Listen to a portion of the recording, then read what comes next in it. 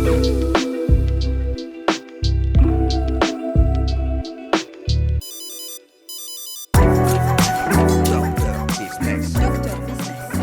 docteur, comment doubler ma marge? Comment me développer? Mon modèle est-il bon? Est-ce que je dois recruter?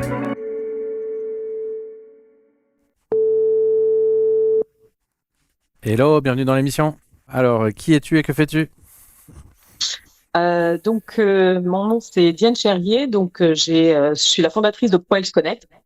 Donc en fait, je suis profondément passionnée par l'innovation en santé et par les solutions à forte valeur ajoutée. Donc j'ai créé une société de conseil qui permet aux entreprises, j'accompagne les entreprises, les startups et les PME à l'international et dans leur stratégie marketing et leur développement go-to-market. D'accord. Eh ben, très bien, on va faire de la strat go-to-market. Donc, tu en es où dans le développement de cette société? Je suis au tout début en fait. Moi j'ai commencé en fait le 1er septembre. J'ai lancé ProHealth Connect le 1er septembre. J'ai déménagé de Bordeaux à Paris pour être plus près de l'écosystème et en fait j'ai vraiment passé les 3 derniers mois de l'année à tester le marché. J'ai participé à plusieurs événements en France et à l'étranger et l'objectif c'était vraiment de rencontrer les prospects, mieux comprendre leurs besoins et comprendre, approfondir ma connaissance des marchés. Que ce soit du secteur de la santé, du digital ou de l'IA, tout ce qui se fait aujourd'hui. Et voilà, donc pendant cette période-là, j'ai pu identifier un peu qui était mon client idéal et les entreprises à dimension internationale avec des solutions innovantes et voilà, qui avaient un vrai besoin de se développer en France ou à l'international. Ok. Qu'est-ce que tu attends de cette session? Peut-être des conseils, peut-être sur la façon de mieux gérer ma phase de lancement, parce que là je suis en phase de lancement justement juste maintenant, et peut-être quelques conseils sur comment améliorer tout ce que je suis en train de faire aujourd'hui. Ok, on va regarder un peu ton plan. Tu vises combien de résultats, par exemple, d'ici 1 an? Ce serait quoi un bon résultat? En termes de chiffre d'affaires, j'aimerais faire 150 000 euros cette année et puis augmenter mon pipeline, mes clients, le nombre de clients. Voilà. Ok. Sur 150K, tes coûts, c'est quoi? C'est ton temps que tu vends en tant que consultante ou c'est autre chose? Ça va être mon temps et puis il y a des coûts forcément administratifs, il y a des coûts de bureau, il y a des coûts de déplacement internationaux. Je me déplace beaucoup sur des événements. Voilà, ça va être surtout les coûts de déplacement, prospection, de lead generation online, d'automatisation, des coûts business un petit peu, construction d'automatisation, etc. Ok. Alors, je vais peut-être explorer un peu les différentes hypothèses. Tu m'as dit, je vais travailler de la start-up au grand groupe. Comment tu vois les choses? Parce qu'ils n'ont pas les mêmes besoins, ni c'est pas les mêmes canaux d'achat. Alors plutôt de la start-up à la PME en fait, on va dire PME en santé. Pour le moment, je vise pas les grands groupes. J'ai eu les 2 cas de figure en fait avec les prospects avec lesquels je suis rentrée en contact. Donc la start-up, ce que j'aime, c'est vraiment leur côté innovation. C'est vraiment voilà, ils sont très scientifiques, c'est des chercheurs, des ingénieurs, etc. Mais souvent, ce qui manque, il manque de stratégie ou des compréhensions plutôt des systèmes de santé ou des marchés internationaux. Et bon, moi, ça, c'est ma force et c'est comme ça que je peux les aider, en fait, spécialement pour les startups. Pour les PME en santé, c'est un petit peu différent parce que les PME en santé, leurs besoins, ça serait plus d'intervenir sur une mission spécifique, sur un aspect spécifique, donc ça serait plus quelque chose qui est dédié au marketing, une mission marketing, que ce soit faire un plan marketing ou une mission de communication, des choses comme ça. C'est des choses un petit peu plus sur du court terme. On va dire qu'avec les startups, c'est plus sur le long terme en termes de mission. Ok. Et tu te vois plutôt livrer seul ou tu te vois plutôt chasser avec d'autres indépendants ou travailler avec des cabinets, te faire porter par des cabinets? Alors moi, mon objectif, c'est d'avoir une équipe à long terme. Okay. Voilà, donc pour le moment, je suis seule. Je vais recruter certainement une stagiaire de toute façon pour m'aider sur tout ce qui est côté digital. Et ensuite, éventuellement, oui, au moins avoir 3 personnes d'ici la fin de l'année, ça serait bien. 3 autres consultants. Ouais, des personnes qui peuvent m'aider en fait à monter, à améliorer ma structure. Donc voilà, ça peut être. Voilà, moi m'occuperai un peu plus de la stratégie marketing et stratégie business. Et il y aurait quelqu'un qui pourrait faire un petit peu tout le côté financier, des choses comme ça, et augmenter le nombre de clients, voilà. Et une personne administrative. Mais bon, voilà, ça c'est l'objectif voilà, de une compagnie. Ouais. Ta connaissance sur le marché, elle vient de ce que tu as fait avant. Tu faisais ce métier avant, mais pour une autre boîte? Alors moi, j'ai plus de 10 ans d'expérience dans l'industrie pharmaceutique, mais c'est plutôt que je viens d'un environnement qui est à la fois entrepreneurial et médical. Donc j'ai vraiment grandi avec la culture de l'engagement et de l'exigence, et dans le médical de la santé, ça a vraiment fait toujours partie de mon quotidien. Donc en fait, je partage les mêmes valeurs que l'industrie. Donc il y a innovation, qualité, l'éthique, l'aide aux patients surtout, ça fait vraiment partie de moi. Et du coup, en fait, c'est mes valeurs profondes. Donc, je ne vois pas. Voilà. Et en plus, j'ai travaillé pendant 10 ans dans l'industrie pharmaceutique, dans différents laboratoires pharma, que ce soit en vente ou en marketing, sur des postes internationaux, en France ou à l'international. J'ai aussi travaillé en start-up. Ouais, ça me va. Est-ce que tu peux me parler un peu de tes déplacements, de ta génération de leads? Tu pars avec un réseau et tu vends. Enfin, là, déjà, tu as fait 6 mois, tu as vendu les premières missions. Comment tu les vends aujourd'hui et comment tu penses les vendre plus tard? Là, en gros, je vois un petit peu pour te dire, j'essaye de creuser entre deux approches. Est-ce qu'on est sur une approche de modèle à rapide croissance, ou est-ce qu'on est sur un modèle de gestion un peu bon père de famille, et où ton temps aujourd'hui, c'est vraiment ton expertise, la valeur, et on verra quand on sera à l'échelle. Donc, je veux un peu voir comment tu vois ton modèle. Alors déjà, ça fait 3 mois en fait, parce que j'ai commencé vraiment au 1er septembre, dont un mois de déménagement. On va dire, j'ai vraiment travaillé 2 mois sur mon business à plein temps.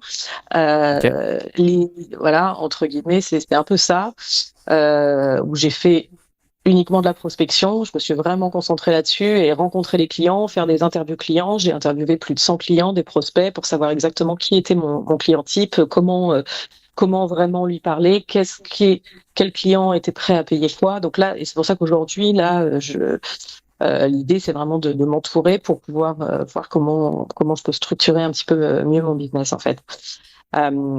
Et tu m'as posé une autre question, c'était... Comment tu comptes gagner donc les clients dans le futur? Oui. En fait, en choisissant les bons clients, c'est-à-dire en fait, je me suis un peu éparpillée au départ pour exprès, on va dire, pour aller voir différents types de clients, mais maintenant je voudrais des clients qui puissent payer. Donc, par exemple, des startups qui soient plus au juste early stage et en stage de fundraising, mais plutôt des startups qui viennent juste de lever. Et donc voilà, essayer de plus targeter sur ce type de startup, regarder un peu les incubateurs et trouver d'autres moyens de trouver des clients qui soient plus efficaces, on va dire, que d'aller sur des événements, rencontrer les gens. Là, c'était vraiment la phase de test. Et c'est pour ça que je suis allée sur des événements, et je pense que c'était très bien de faire ça. Ça m'a vraiment donné une bonne idée du marché, proposer des différentes propositions pour les clients, et aujourd'hui, je veux vraiment plus structurer et aller plus vite en conversion. Ok. Ce que je vois en tout cas dans le marché du conseil que je connais bien, tu as un petit peu un problème de poulet d'œuf. Ce que les gens achètent, c'est de la capacité de faire. Tant que ta capacité de faire, c'est toi, bah, du coup, tu as un équilibre entre est-ce que je suis sur une mission ou est-ce que je suis en train de vendre. Et donc, l'idée, c'est d'aller, si tu veux pas être une super indépendante, ce qui peut être un bon travail, et que tu veux effectivement des consultants, des fonctions support, un stagiaire, des bureaux, une administration, des voyages, et donc tu veux mettre en place en fait tous les coûts qui sont associés avec une vraie entreprise à la croissance. Donc, tu vas avoir le problème de comment je monte la capacité tout de suite. Donc, tu vas avoir une capacité de trouver des clients et tu dois trouvé une capacité de livrer des missions. Donc, je vais aller un peu sur les deux et après, on peut voir si tu as un peu checké ton plan sur ces sujets-là. D'abord, je trouve ça très bien que tu aies eu un focus assez large au début, que tu aies fait plein d'interviews et que maintenant tu te focuses. Le focus, c'est quand même un peu large, j'ai l'impression, parce que tu me dis, en termes de secteur, je vais faire la santé, mais pas que. Et je vais faire à la fois des boîtes très digitales comme des IA, des startups dans l'IA, dans le digital. Et je vais faire des PME. Et je vais aller voir des incubateurs. Tu vois, comment tu définirais, si tu veux, aujourd'hui dans le conseil, c'est un marché qui est très saturé. Comment donc tu définirais le un truc où tu es bien meilleur que tous les autres? Parce que pour moi, c'est ça qui va faire qu'on va t'ouvrir des portes au démarrage. L'international, je pense que c'est ma force déjà. Les marchés internationaux, d'ailleurs, les 90% de mes prospects, c'est des clients internationaux qui veulent s'implanter en France. Ok. Et voilà. Donc, ils m'ont fait confiance dès le départ. Voilà, bon, et j'ai pu faire des propositions rapidement. Donc moi, c'est l'international. Bien que ma société soit créée en France, mon objectif c'est quand même d'aider les startups françaises à s'internationaliser. Mais moi, les clients que j'ai eus, ils venaient un peu de partout dans le monde. Voilà. Ok, ça me parle Allez, beaucoup plus. Et du coup, tu vas avoir besoin de... Toi, tu fais toute la palette quand quelqu'un veut s'installer en France. Il veut comprendre les codes du marché, il veut comprendre la chaîne de valeur, il veut aussi comprendre voilà, l'environnement légal, juridique. Donc, tu vas travailler sur toute ce stack sur voilà. la verticale santé, c'est ça? Oui, c'est ça. Mais bon, Ok. maintenant les contacts, ouais, tout à fait. Et les déplacements, ça va donc être des déplacements pour aller sur des grosses conférences par secteur et trouver toutes ces boîtes qui sont en train de se monter et qui cherchent à comprendre le marché français. Enfin, ça Oui. peut être ça l'idée. Oui, ça peut être ça l'idée, mais dans l'idée, bon, maintenant, moi, j'habite en France et c'est vrai que bon, ça représente quand même des coûts beaucoup plus importants d'avoir des clients internationaux qui vont s'implanter en France parce que bon, voilà, il faut aller faire des choses internationales. C'est pour le moment un petit souci, on va dire, le besoin de financement. Et donc, du coup, je pense que j'aimerais bien aussi aider les startups françaises à se développer à l'international parce que je pense qu'elles ont vraiment un besoin. Il y a un gros besoin des startups françaises de se développer à l'international. Elles n'y arrivent pas forcément toujours parce qu'elles ont les problèmes d'enjeux multiculturels, etc. Et je pense que je pourrais aussi les aider. Mais, euh, mais voilà, c'est dans les deux Et, sens, en fait. et dans tes interviews Voilà. clients, c'est des besoins qui sont pas remontés. C'est ça que tu dis. Tu as plus vu. Tu sais, ce qu'on dit, c'est que tu peux pas apprendre à un client qu'il a soif, quoi. Donc, Oui, si toi, tu sais qu'il lui faudrait de l'eau, mais que lui, il a pas soif, tu vas pas lui vendre. Et oui, oui, j'ai l'impression que ce que tu me dis, c'est que c'est plutôt l'autre sens qui va être ton moteur de démarrage, même si c'est pas ton modèle à l'échelle. oui, Et c'est peut-être OK d'imaginer ta société comme étant une sorte de roadmap où au début, tu fais pas forcément ton produit préféré, mais tu fais celui qui va te faire décoller. Et d'accord. progressivement, tu t'agrandis parce que tant que t'as pas d'une, tu vois, tu me dis aujourd'hui, tu viens me voir et tu me dis, je peux aider ta startup à se faire connaître à l'étranger. Je vais te demander, t'as quel relais à l'étranger? Ok, bah tu connais un Oui, cabinet d'avocats, je veux attaquer le marché de l'Europe de l'Est, avec qui tu peux mettre en relation là-bas. Et si ta réponse c'est, ah bah pour l'instant je suis encore tout seul, mais je peux passer des coups de fil, tu oui. vas, je tire le trait, ça va être difficile d'être crédible à ce moment-là. Mhm. Ouais, Alors tout qu'en à fait. France, tu as déjà un réseau et tu as peut-être déjà un peu toutes les réponses à cette question, où tu vas beaucoup plus facilement construire un réseau qui inclut tout le stack de ce qu'une boîte étrangère pourrait valoir. Et tu pourras à ce moment-là aider une boîte d'Azerbaïdjan à venir en France, comme tu pourras aider une boîte Oui, chinoise à venir en France. Enfin, tu vois, la question sera toujours comment venir en France. Donc tu pourrais être expert de oui, cette question. oui, oui, oui, oui, oui. Effectivement. C'est ce qui a le mieux marché, là, c'est sûr que là, depuis le départ, c'est ce qui a le mieux marché, hein, pour moi. Mm. C'est ça. Et l'autre truc, c'est que ces clients, ils sont aussi dans les problèmes du conseil. C'est que la question, c'est où sont les clients quand ils ont le besoin. D'accord. Une boîte start-up française qui décide de s'externaliser, tu la trouves comment? Tu vois, c'est pas toujours évident d'avoir le signal. Alors que les conférences, par secteur, tu vas effectivement trouver plein de gens qui sont venus à différents endroits. Et puis là, ils sont allés en train de parler à des avocats français pour s'installer en France. Et tu vois, il y a quelqu'un ici qui est probablement ton rapporteur d'affaires et qui sait trouver plein de gens qui sont en train de s'installer en France parce qu'ils ont demandé du conseil juridique sur la création d'entreprise ou de filiales ou Mhm. la Ouais. structuration. Donc pour moi, il y a un truc qui peut être cohérent dès le début avec les incubateurs, tu les as cités, ça peut en être un, mais ça c'est plutôt des startups vers l'extérieur. De l'autre côté, Ouais. ça serait quoi l'équivalent? Tu vois, un cabinet d'avocats français, euh, une personne qui loue des bureaux en flex office, tu vois, de ce genre de gens et qui vont à des conférences et qui marketent déjà vers l'étranger. Oui. J'ai pas tellement de mal à trouver les prospects parce que D'accord? je me suis pas mal déplacée sur l'international et que je connais un peu les réseaux voilà, de start-up internationales, les congrès start-up internationaux. Donc c'est là où je les ai rencontrés, ou alors à Paris quand ils viennent à Paris sur des événements internationaux également. Je les ai rencontrés aussi ici. Et voilà, simplement c'est rencontrer aussi voilà les bonnes startups qui ont du budget. Donc ça c'est encore un petit peu différent. Euh, et peut-être rentrer en contact avec des incubateurs internationaux, voilà, Tu me dis, c'est que tu aussi. as rencontré beaucoup de boîtes qui veulent s'installer en France, mais qu'elles n'ont pas forcément de budget? Alors, Oui, en fait, elles réfléchissent pas à la réglementation française. Et c'est le problème, et c'est pour ça que pour moi aussi, ça peut poser un problème parce que en termes de ROI, pour moi, c'est la réglementation française dans l'industrie pharmaceutique française est la plus dure d'Europe. Ok.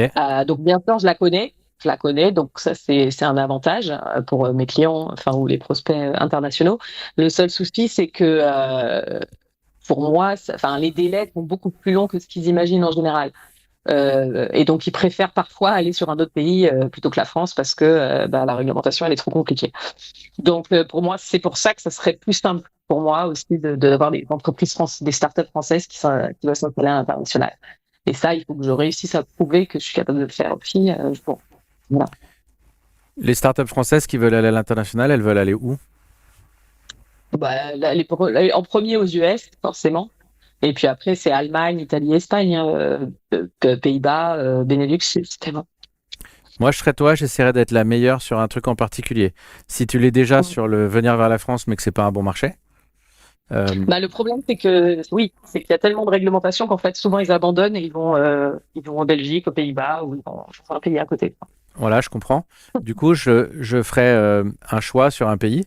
Donc, tu as cité la Belgique, l'Allemagne, les États-Unis. Je ferai un choix sur un pays et je deviendrai experte de ce pays-là. Et passerai la moitié de ton temps là-bas. Et ensuite, tu peux faire dans les deux sens. Tu peux faire venir des Américains en France parce que ça doit arriver. Et tu peux faire venir des Français aux États-Unis parce que c'est leur souhait. Mais essaye de construire, tu vois, un focus parce que là, je pense que tu es encore en gestation. Mais quand tu me dis j'attrape plein de genres de boîtes sur plein de genres de besoins dans plein de genres de pays et je suis seul, je me dis, bon, ça peut pas être expert en tout, quoi. Oui, non, mais c'est sûr. Oui. Et ensuite, l'autre question, ça va être que t'apportes les consultants et les gens que tu veux récupérer. Si tu veux, t'as deux façons de voir ton BP. Est-ce que tu réinvestis tout dans la croissance et ton but, c'est de pas forcément gagner beaucoup d'argent pendant les 2 premières années, mais de monter une équipe pour justement avoir de la capa et pour trouver ton modèle à l'échelle? Ou est-ce que ton but, c'est de sortir de l'argent vite et de voir si ça fonctionne et de commencer déjà par créer un premier pilier qui est j'en vis bien et ensuite on verra. Auquel cas, je vois pas le besoin de recruter des consultants ou du support. Le stagiaire, oui, les bureaux, pas sûr. Et dans ce cas-là, de plutôt avoir des boîtes freelance avec qui tu bosses régulièrement et d'avoir tout en coût variable. Oui, j'ai déjà des boîtes freelance avec lesquelles, par exemple, pour la réglementation, je suis obligé. J'ai déjà des agences réglementaires autour de moi qui sont prêtes à s'activer si jamais ça augmente. J'ai une charge de travail trop importante. Et du coup, et je travaille aussi avec des freelances pour tout les digital, etc. Donc, j'ai déjà ça qui est mis en place. Donc je vais le dire autrement. Je vais le dire autrement, si tu prends 150 000 € cette année, tu pourras pas payer 3 consultants ou 3 fonctions support. Et même ça n'aura probablement pas de sens parce que ça veut dire que tu seras très très lourde en charge et en coût fixe et qu'il y a quelque chose qui n'est pas efficace dans la gestion de la boîte. Donc soit tu relèves cette barre, soit tu dis je veux perdre 200 000 cette année parce que j'ai envie d'avoir un socle minimum viable. Je suis un peu comme une levée de fonds, je suis un peu comme une start-up et je vais investir dans une équipe. Ce qui est plus rare en conseil. J'ai quand même envie de rapidement faire de l'argent, en fait, faire des revenus assez rapidement. C'est quand même un besoin. Donc, c'est le premier besoin, c'est faire du revenu rapidement, ouais. Quand même, voilà. Donc peut-être me concentrer sur un axe, effectivement, et aller à fond là-dessus. Ouais, et choisir un pays ou deux, ça te parle d'être vraiment spécialiste d'un ou deux pays et de pas te faire toutes les sorties à l'international? Oui, tout à fait. Oui, ça me parle. Ouais, parce que vraiment, quand je vois des boîtes qui cherchent à aller quelque part, elles disent qui connaît bien le Japon? C'est vraiment comme ça que la question est posée. Donc, si toi, tu connais tous les pays, vraiment, tu distingueras pas. Ouais, ok. Eh ben, top, bon courage. Tiens-nous au courant quand le plan avance. Ok, ça marche.